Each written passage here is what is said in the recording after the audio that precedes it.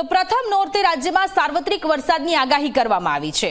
3 દિવસ ગુજરાતમાં હવામાન વિભાગ દ્વારા વરસાદની આગાહી કરવામાં આવી છે, ત્યારે અપર એર સર્ક્યુલેશનના કારણે વરસાદ પડશે।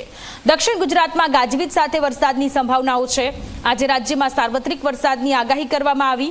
24 તારીખે અમદાવાદમાં વરસાદની આગાહી કરવામાં આવી છે। નવરાત્રિનો આજે પ્રથમ દિવસ અને વરસાદ વિઘ્ન બનશે એ પ્રકારની આગાહી હવામાન ખાતા દ્વારા કરવામાં આવી। आने वाले 7 दिनों के लिए जो गुजरात स्टेट के लिए फोरकास्ट है उसमें लाइट टू मॉडरेट रेन का पूर्वानुमान है गुजरात रीजन और सौराष्ट्र रीजन के लिए, और थंडरस्टॉर्म की वार्निंग जिसमें आने वाले 3 दिनों के लिए थंडरस्टॉर्म की वार्निंग है, जिसमें विंड की स्पीड 30 से 40 किलोमीटर पर आवर के आसपास रहने का पूर्वानुमान है। 22 सितंबर तक हम कच्छ और बनासकांठा, पाटर और महसाना को छोड़ दें, जिसमें ड्राई वेदर रहेगा, और उसके अलावा गुजरात स्टेट के सारे डिस्ट्रिक्ट शामिल हैं जिसमें लाइट टू मॉडरेट रेन का पूर्वानुमान है।